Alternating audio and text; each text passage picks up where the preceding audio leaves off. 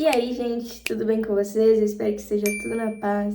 Vou contar pra vocês algo que aconteceu recentemente, tá bem fresquinho na mente, então já aproveitei pra gravar o vídeo. Mas antes, se tu ainda não é inscrito no canal, já se inscreve, já deixa teu like, já comenta aqui embaixo alguma sugestão de vídeo, algo que tu queira que eu traga aqui no canal. E é isso, vamos pra história.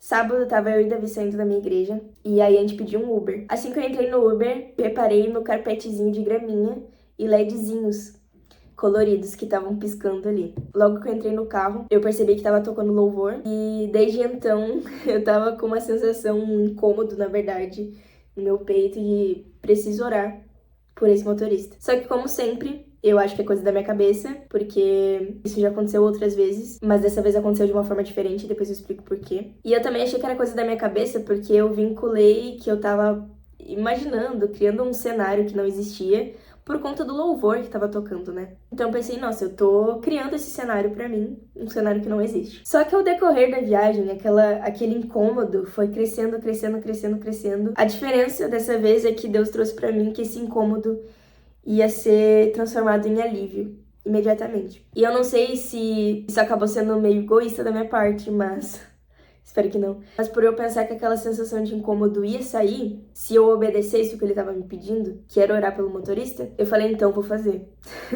E aí, chegou no final da viagem, a coragem veio, o Davi saiu do carro, e eu, não, peraí, Davi. E aí perguntei pra ele, moço, eu posso orar por ti? E ele, sim, claro. Aí eu perguntei o nome dele e era Jefferson. E aí eu comecei a oração de uma forma que a gente sempre começa, desejando coisas boas pra ele, né? Normal. Desejando que ele fosse abençoado, que Deus protegesse ele nas viagens. Só que o que eu achei mais interessante, mais chocante, foi que aquele alívio que Deus falou que ia me trazer imediatamente não era como eu pensei que seria no final da oração. Na verdade, foi no início da oração. Eu achando que a oração ia ser totalmente eu gaguejando, nervosa, sem saber o que falar. E esse alívio veio imediatamente assim que eu comecei a oração. Tanto é que a oração foi fluida e Deus me direcionou do início ao fim nela.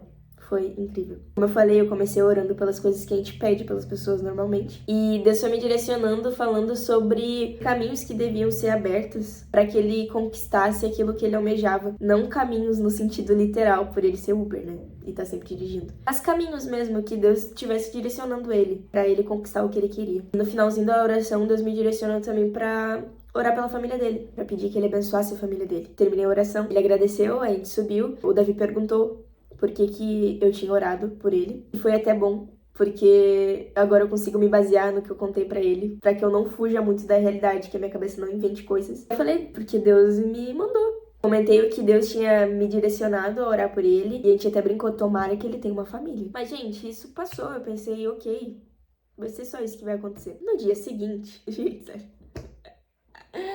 Ai, a gente tava saindo da igreja também, né, do culto de domingo. E eu tava com uma vontade muito grande de comer fora. E isso não é normal.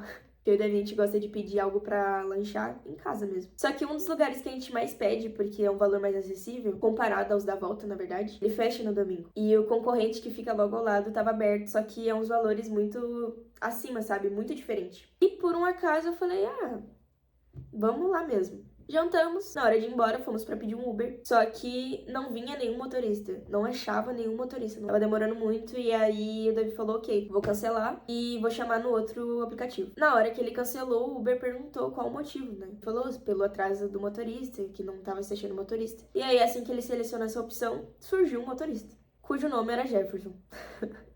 Mas assim, quantos motoristas com nomes iguais a gente pega, né? Nem vinculei. Quando o Uber tava chegando, indo até o carro, eu olhei o rosto no para-brisa, já dando um sorrisinho. Só que ainda minha ficha não tinha caído. Só foi cair quando eu entrei no carro e vi o carpetezinho de graminha com LEDs coloridos. Gente, sério, era o mesmo motorista. Ok. Assim que a gente entrou no carro, ele falou, gente, satisfação em reencontrar vocês. E a gente, nossa, que show, né? Que legal. Só que foi isso. Ali naquele imediato, e foi isso. Durante a corrida, eu e Davi, a gente tava conversando. Só que eu tava com uma sensação de... Sabe aquele silêncio constrangedor? Que tu percebe quando alguém quer falar, só que a pessoa não tá falando? Eu tava com essa sensação. Só que não tinha silêncio porque eu e Davi, a gente tava conversando. Só tinha silêncio da parte dele, no caso.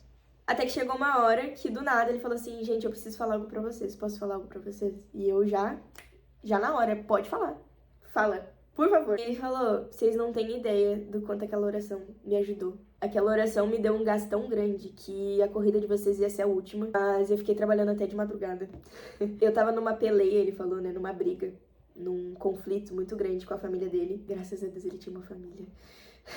Que foi acertada no domingo, no próprio domingo, né? Um dia depois da oração. Até churrasco ele falou que fez com a família dele, eles se acertaram. Eu fiquei, gente, tão feliz com aquilo. Ele falou que tinha certeza que ia nos reencontrar. Já tinha certeza que ia nos reencontrar. E eu achei aquilo tão interessante porque esse reencontro facilmente poderia ser muito tempo depois. Mas assim, nunca que eu ia pensar que seria no dia seguinte, né? Porque é meio improvável. Ele falou também que ele estava afastado da igreja, mas que ainda conversa com o pastor dele, que ia chamar o pastor dele para que ele voltasse a congregar. E eu fiquei tão feliz com isso. Porque ele falou que mesmo afastado, ele escuta muito louvor, faz oração, e volta e meia Deus usa ele nas viagens com os passageiros. Então, se Deus pede pra ele falar algo, ele fala. Eu achei isso muito legal. Mas é realmente muito importante e é algo que eu não tinha essa consciência antes, de que é necessário a gente estar em comunhão, porque é o que Deus deseja pra gente, sempre desejou. Então é importante a gente frequentar uma igreja não por religião ou pelas pessoas, mas por Deus mesmo, né? Na verdade, ele é o foco, é o único foco. E aí, ok. A gente ficou um bom tempo conversando, ele falando que a oração foi muito boa. A gente só dava glória a Deus. Obrigado, Jesus, obrigado, Jesus. Não fui eu que fiz isso na vida dele.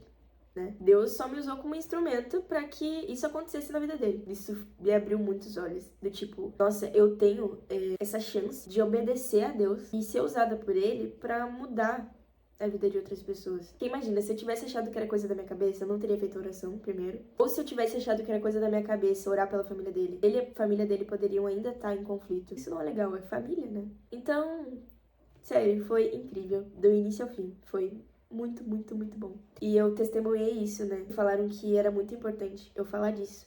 Até pra encorajar outras pessoas também da igreja. Porque normalmente a gente só fica nessa de ver que Deus tá pedindo e não obedecendo, sendo que a linguagem do amor de Deus é a obediência. Quem segue os meus mandamentos, esse me ama. Então é muito importante a gente obedecer o que Deus nos pede. Mais do que a gente se sentir amado, eu pelo menos penso assim, é Deus se sentir amado pela gente. E pra que ele se sinta amado pela gente, a gente tem que obedecer a ele. Gente, isso foi muito edificante pra minha vida. Quando eu testemunhei, vieram me falar que foi muito edificante pra vida das pessoas que participaram, né? Ouviram do testemunho. Nada mais justo do que eu trazer pro YouTube, que é um número de pessoas maior. Surreal. Quando eu falo que Deus é sem explicação, é porque é sem explicação. Então é isso, gente. Eu espero que isso tenha servido, tenha sido útil, ouvir isso tenha sido útil pra vocês e de alguma forma mude a consciência de vocês. Porque eu tô me sentindo muito alegre e me sentindo especial, porque naquela noite Deus me escolheu pra fazer aquilo. Então, de certa forma, isso me deixa mais feliz ainda.